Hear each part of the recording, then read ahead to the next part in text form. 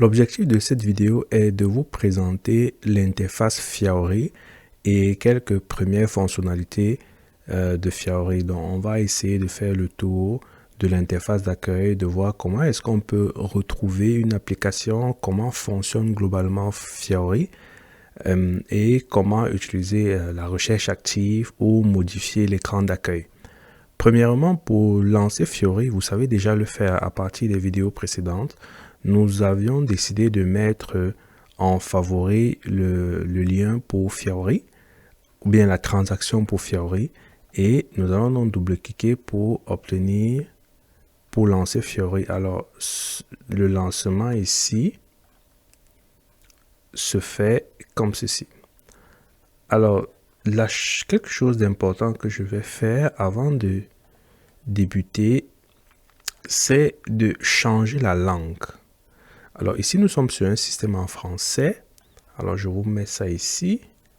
Mais je vais décider d'aller sur un système en anglais d'abord. Et puis vous verrez la différence. Je choisis le système en anglais tout simplement parce que lorsque je mets français, il y a du texte qui manque. Mais si vous avez suivi les formations précédentes, vous savez qu'on est capable de faire un certain nombre d'ajustements par rapport à cette réalité-là. Alors, je vais saisir maintenant mes identifiants et mots de passe. Je mets d'abord mon mot de passe ici. Et ensuite, je vais saisir mon identifiant. Et je me connecte. Alors, lorsque vous allez vous connecter, ça prend un peu de temps pour charger. Ok, donc lorsque vous allez vous connecter, voici l'interface que vous allez voir. Alors, comment fonctionne cette interface? Nous avons ici des tuiles ou bien des applications. Je crois que le meilleur terme, c'est applications dans ce cas-ci. Nous avons ici différentes applications. Ce sont ces applications qui vont nous permettre d'utiliser Fiori. Alors, première des choses à savoir, c'est que les applications sont regroupées par processus métier. Donc, tout ce qui concerne, par exemple, ici, les Master Data for General Ledger, voici les applications. Tout ce qui concerne Journal Entries, l'entrée, par exemple, entrée de journal. Vous voyez qu'on peut faire ici une entrée dans le journal du cash. On appelle ça Post-Cash Journal Entries.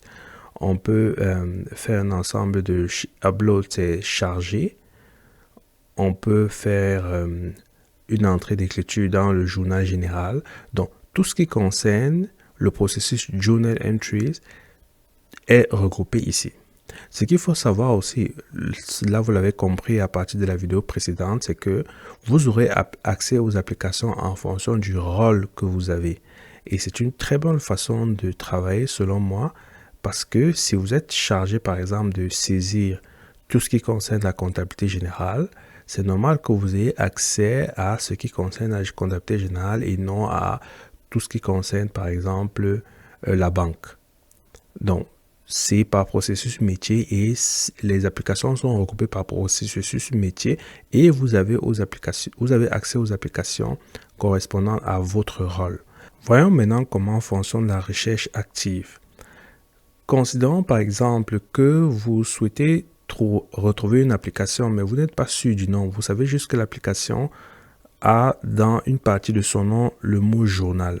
Alors, vous allez juste saisir ici journal et le système vous proposera toutes les applications avec écrit journal dans le nom. Donc, c'est une formidable façon de retrouver des applications lorsque vous travaillez sur Fiori. Autre chose que j'aimerais vous présenter aussi, c'est ce bouton menu Home pour dire accueil, dans lequel vous allez constater par exemple que les applications sont aussi et encore regroupées par processus métier comme je vous l'ai déjà dit, ce qui vous permet de facilement vous retrouver lorsqu'il s'agit d'effectuer vos tâches courantes. Vous voyez, à partir d'ici, vous voyez toutes les différentes applications qui sont regroupées par processus métier. Autre chose que j'aimerais aussi vous montrer, c'est la personnalisation de votre écran d'accueil. Alors, lorsque vous allez cliquer sur votre nom ici, et que vous venez par exemple sur Edit Homepage pour dire modifier la page d'accueil, vous aurez la possibilité de pouvoir mettre vos applications favorites ici au-dessus ou de pouvoir par exemple rajouter des applications qui sont pas là dans un menu. Donc vous avez la possibilité de réorganiser votre écran d'accueil comme vous le souhaitez. Par exemple, je souhaite que cette application-ci, qu'elle vienne ici. Donc je vais juste la déplacer et je vais fermer. Vous voyez que dorénavant, j'ai 4 applications ici en haut. Si je souhaite encore éditer ma page d'accueil, j'ai différentes options pour le faire. Vous pouvez rajouter des groupes, vous pouvez rajouter des applications, vous pouvez déplacer des applications d'un menu à l'autre. C'est vraiment en fonction de vos besoins que vous pourrez le faire. Pour l'instant, on va laisser tout comme ceci. Et c'est lorsqu'on va commencer dans les modules suivants à enregistrer les opérations que nous allons, pour les besoins de nos opérations, réorganiser l'écran d'accueil. Alors, je vais terminer en me connectant maintenant sur Fiori, mais cette fois-ci, je vais changer la langue.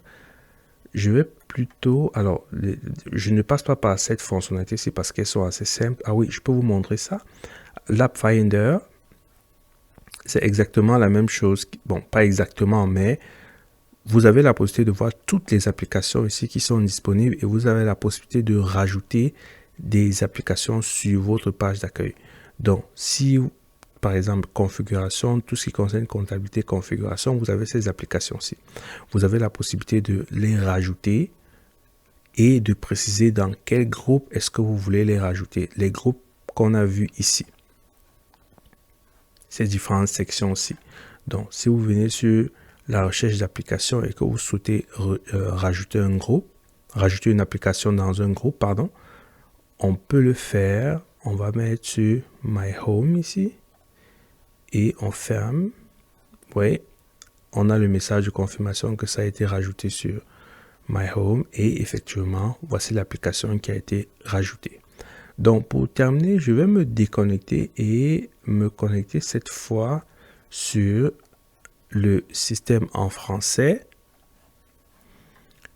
Alors, vous comprenez, maintenant, je suis sur le système en français. Vous allez remarquer qu'il n'y a pas beaucoup de différence, tout simplement parce que la traduction n'est pas complète ici. Mais si vous avez suivi la formation sur le parcours, sur le consulting, vous comprenez que c'est quelque chose qu'on peut effectivement gérer. Donc, on a toujours nos applications. Vous voyez, il y a des vides ici, tout simplement parce que au moment de la traduction, on n'a pas précisé c'est quoi l'équivalent en français de ces termes ici. Donc, vous voyez, il y a des vides, mais il y a des applications qui correspondent. Ici, par exemple, il y a un vide, mais il y a des applications qui correspondent. Les applications aussi ne sont pas entièrement traduites en français, mais plusieurs le sont très bien.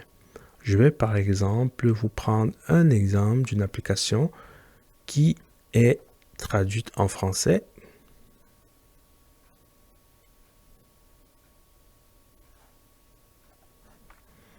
Et vous voyez effectivement qu'ici, c'est l'application est traduite en français. C'est par exemple ici que nous allons comptabiliser nos opérations dans le journal général.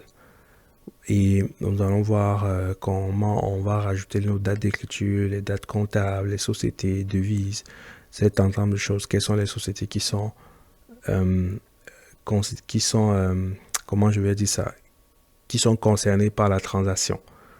Donc, voilà, vous avez un aperçu dorénavant dont nous allons commencer à partir de la vidéo suivante à effectivement travailler sur les différentes opérations, sur nos différents processus métiers sur Fiori.